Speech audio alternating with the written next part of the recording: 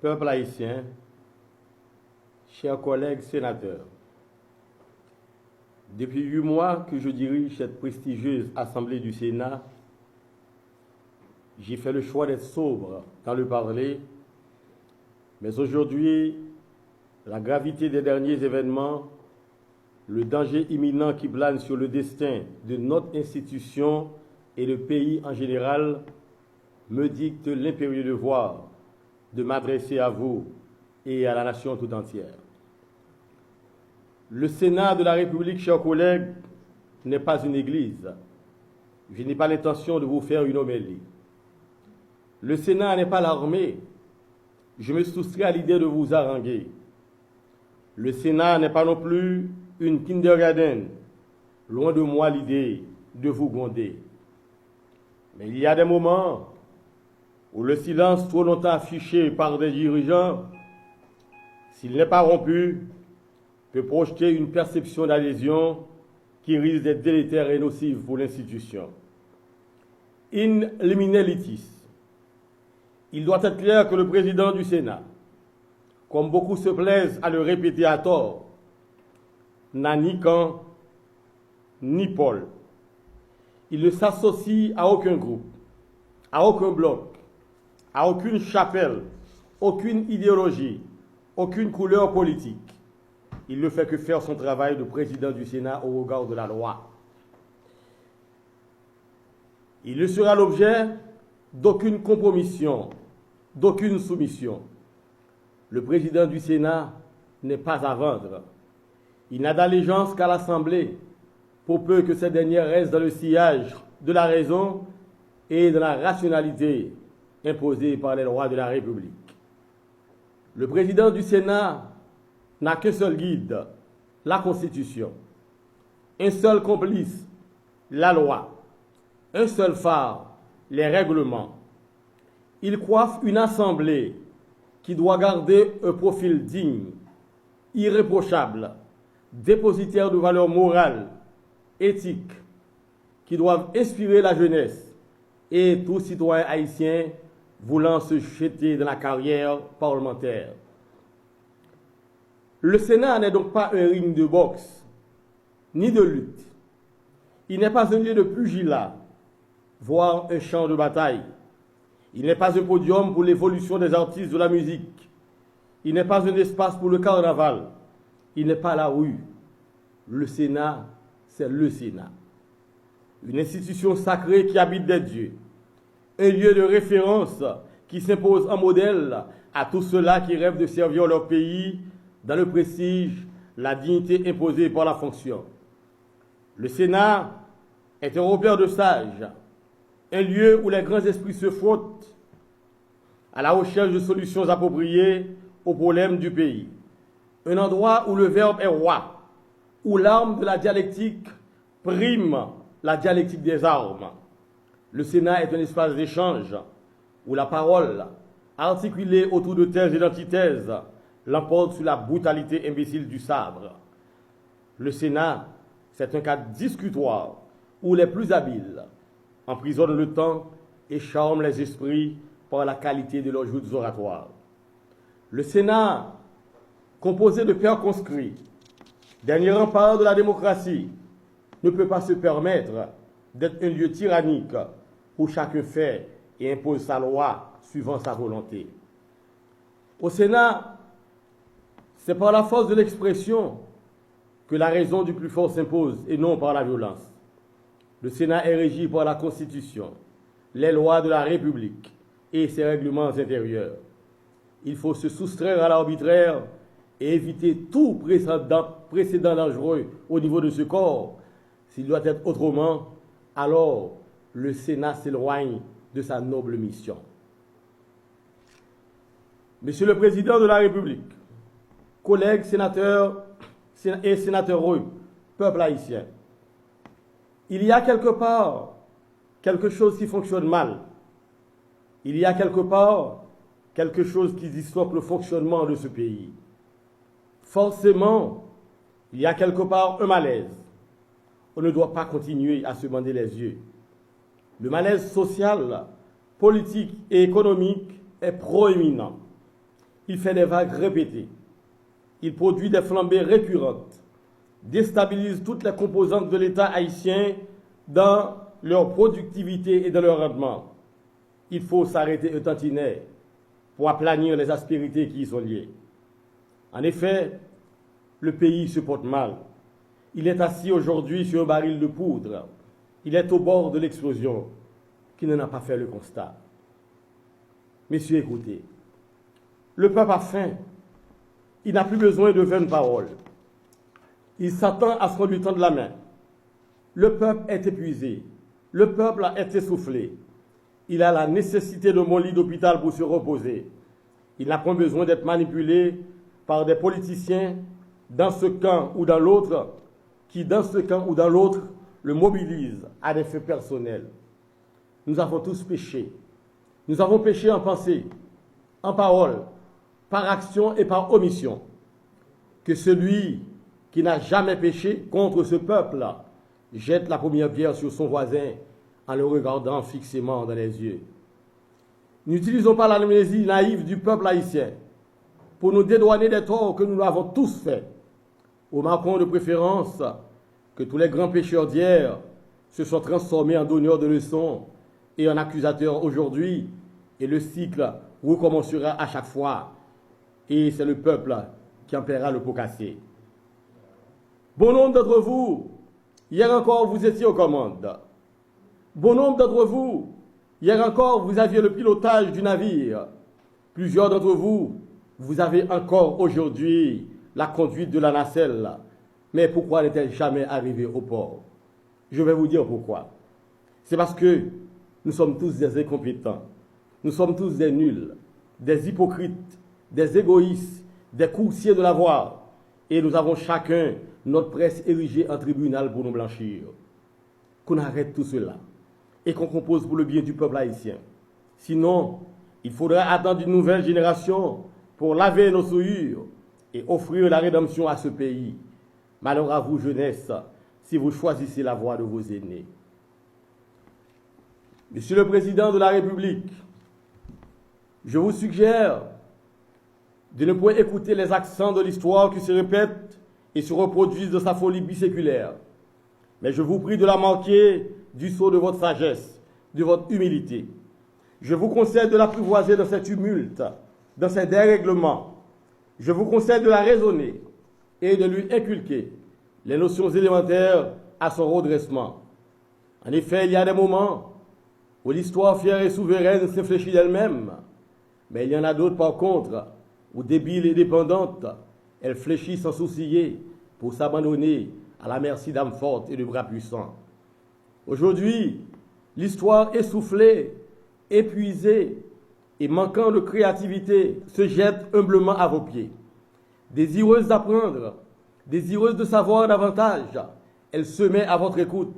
À vous de la mouler, à vous de la rôder pour calmer ses passions, ses émotions coutumières et vous présenter ainsi dans son cours comme celui qui l'a rééduqué et qui a eu raison de ses insolentes passions et de ses soubresauts incontrôlés. Monsieur le Président, j'ai écouté avec passion et intérêt votre dernier discours, trop concis et incomplet d'ailleurs. Et je suis désolé, Monsieur le Président, que vous ayez pris acte d'un acte que je ne vous ai pas donné. Le Sénat affirme haut et fort qu'il est loin d'être incapable de jouer son rôle constitutionnel. Le Sénat attend que le garant de la bonne marche des institutions que vous êtes crée les conditions politiques, socio-économiques et surtout sécuritaires pour qu'il accomplisse son dessein avec hauteur dans cette crise qui est essentiellement extra-sénatoriale. Le Sénat vous recommande vivement, le Président de la République, de prendre les dispositions pour entamer tout de suite et sans dilatoire le dialogue dans lequel vous avez incessamment engagé la communauté nationale et internationale depuis plus de 6 mois, mais avec les prérequis qui s'imposent aujourd'hui, vu le pourrissement de la crise. Les acteurs doivent déposer leurs armes pour s'asseoir, discuter, négocier et s'entendre sur la direction à donner au pays pour les 25 années à venir à travers un pacte formel de cohabitation basé exclusivement sur les intérêts du pays et de la collectivité haïtienne. Aujourd'hui, n'allons pas par quatre chemins. Le dialogue constitue l'unique et la seule planche de salut pour la résolution de nos maux.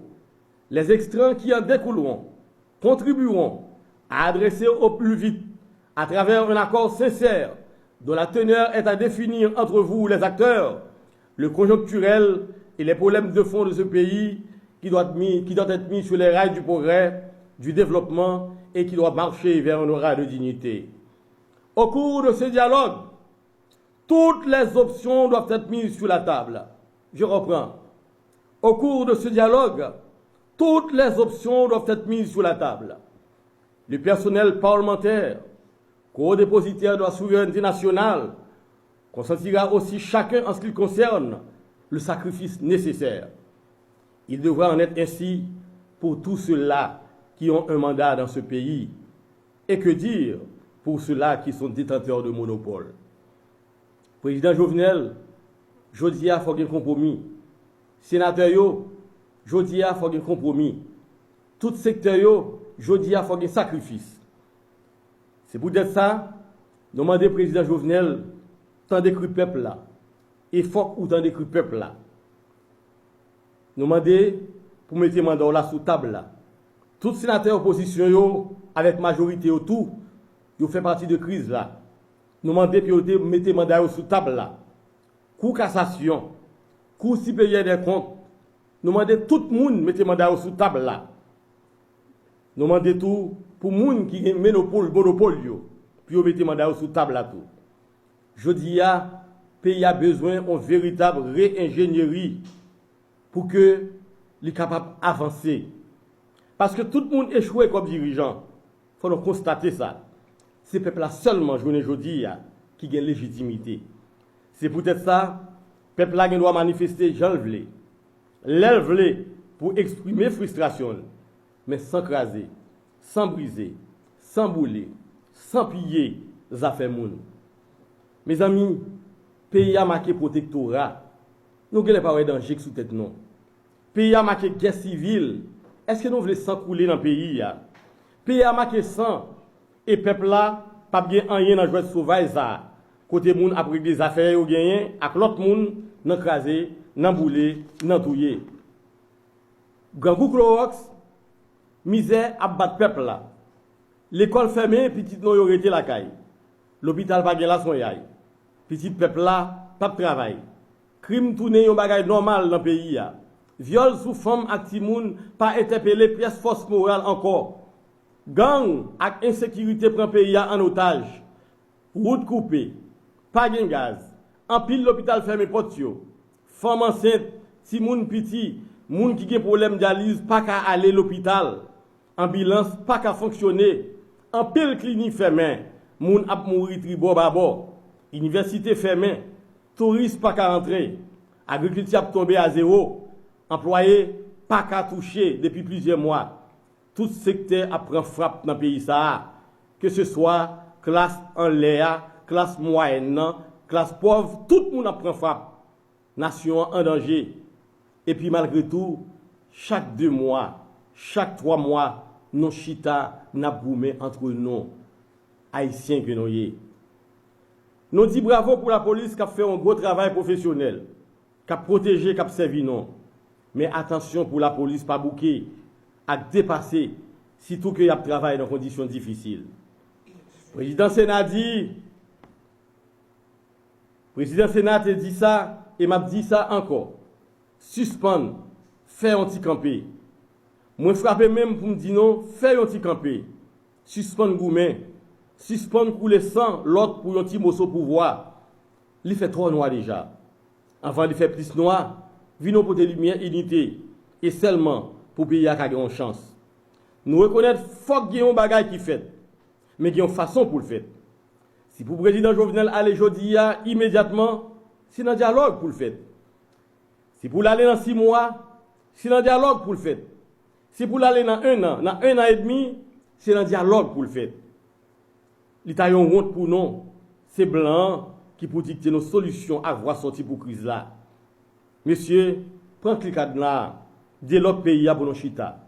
Vidon chita, chaque monde fait sacrifice pour faire, pour sauver le pays. Haïti doit gagner. Haïti pas qu'à mourir. Haïti pas qu'à perdre. Haïti pas doit périr. Collègues sénateurs, le pays va mal. La goutte connaît une décélération vertigineuse alors que le dollar s'investit dans sa royauté. L'inflation galope, la paupérisation de la population s'accélère à un rythme inquiétant. L'insécurité exhibe son insolence, s'érige en conquérant et fait de nous ses prisonniers. Le pays s'asphyxie par manque de dollars frais. Il s'alite et attend que de l'oxygène lui soit apporté. Nous ne pouvons pas lui couper son tuyau d'oxygène. Si serviteurs proclamés du peuple, nous nous érigeons en ses bourreaux. Si mandataires du peuple, nous faisons défection face à notre devoir de l'accompagner. Si codépositaires de la souveraineté nationale, nous nous faisons complices de sa souffrance. Si gardiens de ses intérêts, on s'en fait les ravisseurs, alors il sera juste que le peuple se rebelle et nous décoiffe de son onction. Il sera juste que le peuple se ravise par rapport au mandat à nous confier. Il sera compréhensible qu'il s'insurge et nous dépossède de notre divinité en nous balançant à jamais dessus le sacré qu'est le Sénat. Aujourd'hui, au lieu de nous entre déchirer, nous n'avons qu'un seul choix, celui de nous rassembler en frères autour de l'épicentre de la satisfaction des desiderata de la population. Aujourd'hui, nous avons le choix de délivrer ou d'être livrés. Nous avons le choix de servir ou d'être desservis. Nous avons le choix de gagner ou de perdre, de vaincre ou d'être vaincu. Si esprit supérieur que nous sommes, de si simples approches sont au-dessus de notre compétence, alors rendons au peuple le tablier, retournons au peuple sa souveraineté, disparaissons de la scène stratégique et redevenons les simples citoyens que nous étions. Collègues sénateurs, frères camarades du Sénat, notre posture aujourd'hui se doit d'être historique, d'une historicité conforme au sens sémantique du mot, afin d'interpeller la postérité sur les capacités de dépassement de la 50e législature. Il est vrai, je l'admets, le Sénat est en lambeaux aujourd'hui. Les groupes se polarisent et se radicalisent les uns par rapport aux autres. Ils doivent comprendre l'urgente nécessité de s'unir pour sauver la nation en danger. Cet acte d'unité qui s'impose aujourd'hui chez nous au Sénat ne pourra jamais effacer l'ignoble comportement du grand Sénat de la République lors des dernières séances avortées, mais alimentera l'histoire de notre volonté d'évoluer, de notre capacité de reconnaître nos écarts, nos incartades et de les corriger. Il nous permettra de faire amende honorable en démontrant que nous avons la capacité de rebondir. Le Sénat, par la voix de son président, présente ses excuses au peuple haïtien tout entier pour ses déboires, ses fautes, ses incohérences, ses dérives, et se porte garant de ce dialogue pour sauver ce qui peut être sauvé.